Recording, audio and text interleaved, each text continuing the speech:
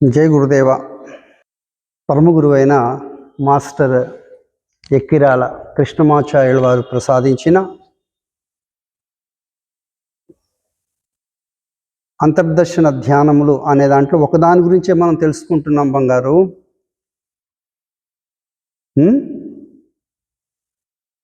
Cure mind by truth, cure sound by thought, రెండు తెలుసుకున్నాగా.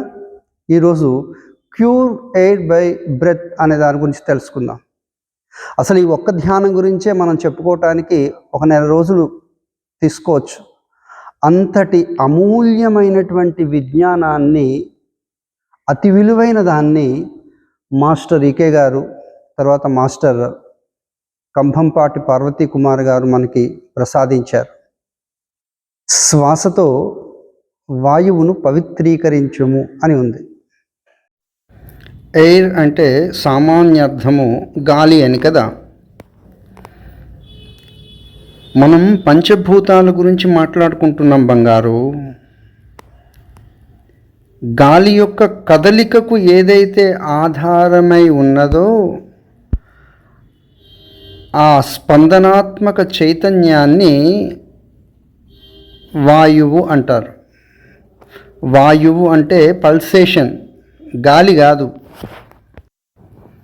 ఆ స్పందనాత్మక చైతన్యమే నీలో ఉన్నది, నీ చుట్టూతా ఉన్న ఈ బాహ్య ప్రపంచంలో కూడా ఉన్నది. ప్రాణాయామము అంటే శ్వాసకు ఆధారభూతమైనటువంటి స్పందనాత్మక చైతన్యానికి చేరువ కావటం బంగారు. ఒక మంచి ప్రశ్న ఏంటంటే, ప్రాణప్రదమైనటువంటి శ్వాస ముక్కు ద్వారా జరుగుతుంది అని కదా తెలుసుకున్నాము. ఎప్పుడైనా మీ ముక్కుకి, మీ నాసికకు రెండు రంధ్రాలు ఎందుకు ఉన్నాయి అనే ప్రశ్న తలెత్తిందా బంగారు? కేవలం గాలి పీల్చుకొని వదలటం అనే ప్రక్రియ జరగటమే పని అయితే మనకి రెండు నాసికా రంధ్రాలు అవసరం ఉందా బంగారు? ఉందా? ఫ్యాక్టరీ పొగ్గొట్టంలో ఒక్కటే ఉంటే సరిపోతుంది కదా. ఎప్పుడైనా వచ్చిందా మీకు డౌటు? ఇప్పుడు ముక్కును రకరకాలుగా మీరు వర్ణిస్తారు.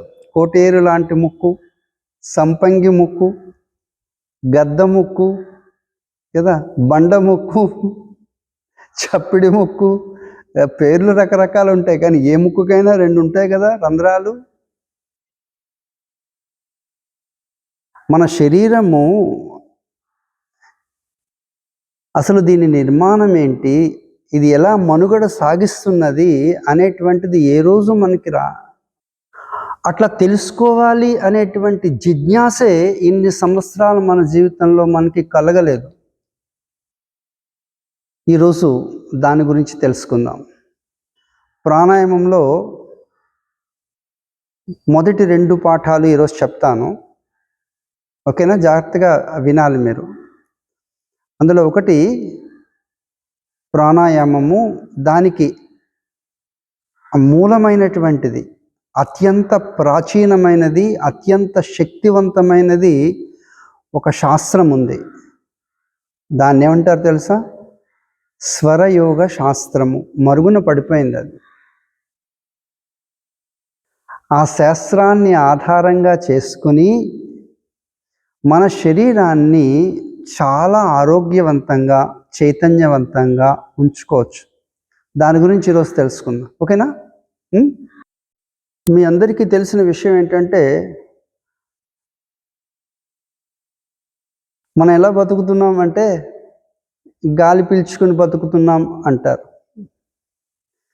గాలిలో ఏముందిరా అంటే ఆక్సిజన్ ఉంది అంటారు.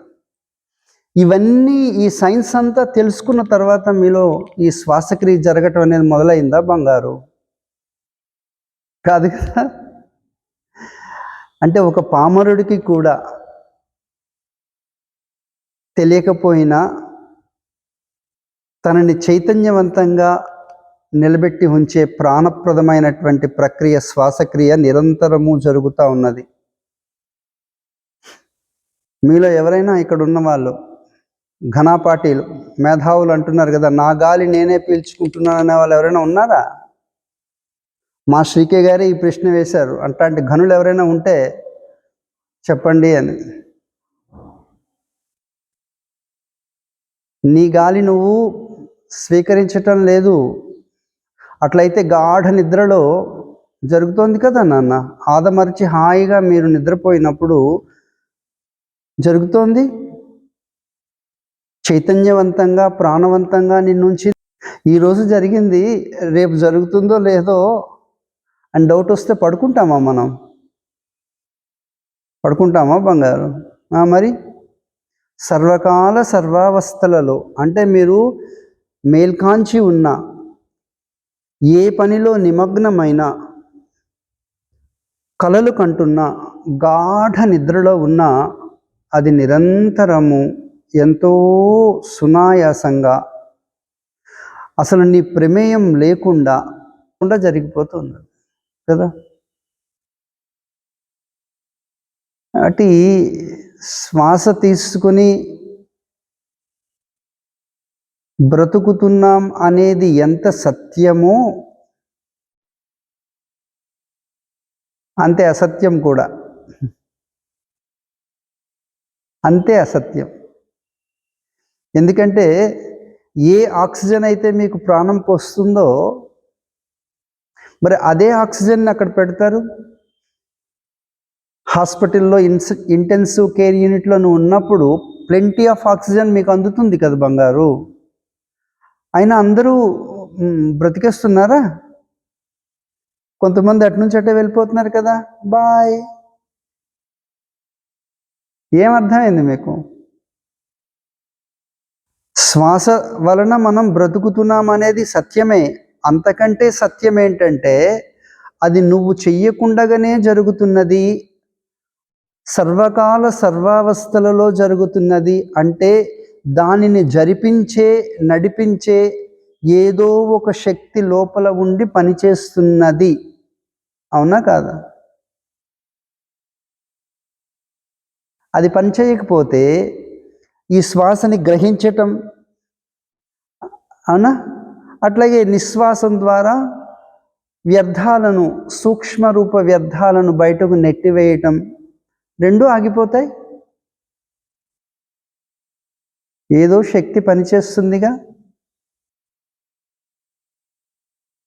అద్వితీయమైన ఏ శక్తి పని చేయకపోతే నీవు అశక్తుడిగా మారిపోతావో అట్లాంటి ఒక శక్తి లోపల ఉన్నది.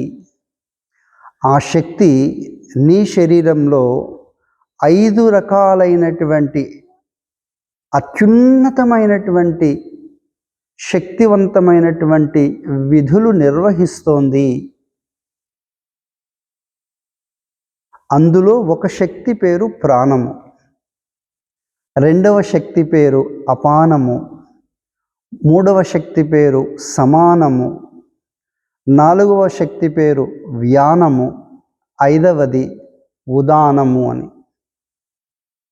మీరు అంటుంటారు కదా మీ లాంగ్వేజ్లో పంచప్రాణాలు అని. ఏమిటి పంచప్రాణాలు? పంతులు గారు మన ఇంటికి వచ్చి పూజ చేస్తారు బంగారు, దైవానికి ప్రసాదాన్ని నివేదన చేసినప్పుడు చెప్తారు చూడండి, గుర్తుందా?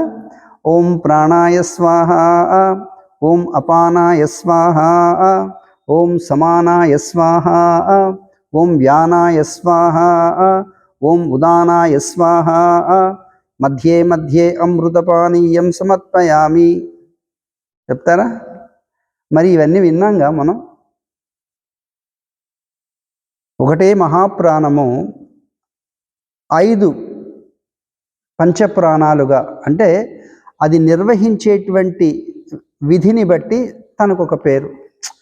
మీకు అర్థమవుతుందా బంగారు? మన ఇంట్లో ఎలక్ట్రిసిటీ ఒకటే నాన్న. ఇక్కడేమో ఉపయోగిస్తే మైక్ అన్నాము, అక్కడ పనిచేస్తే ఫ్యాన్ అన్నాము, అక్కడేమో ఏసీ అన్నాము, అక్కడ వాక్యూమ్ క్లీనర్ అన్నాము. ఒకటే శక్తి పనిచేస్తోంది కదా, కానీ దానికి ఒక పేరు, దానికి ఒక ఆకృతి ఉన్నది. అట్లాగే మన శరీరంలో ఈ పంచప్రాణాలు 5 రకాలైన అత్యున్నతమైనటువంటి విధులు నిర్వహించి నిన్ను తాజాగా, తేజోవంతంగా, చైతన్యవంతంగా ఉంచుతున్నాయి. కాబట్టి ఈ యొక్క అద్వితీయమైనటువంటి శక్తి ఏదైతే లోపల ఉన్నదో దానికి చేరువ కావటం ప్రాణాయామం, ప్రాణజయము ప్రాణాయామం. కాబట్టి ప్రాణాయామంలో మొదటి పాఠం ఏంటంటే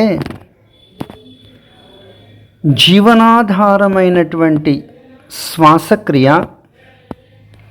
నీవు చెయ్యకుండగానే సర్వకాల సర్వావస్థలలో జరుగుతున్నది.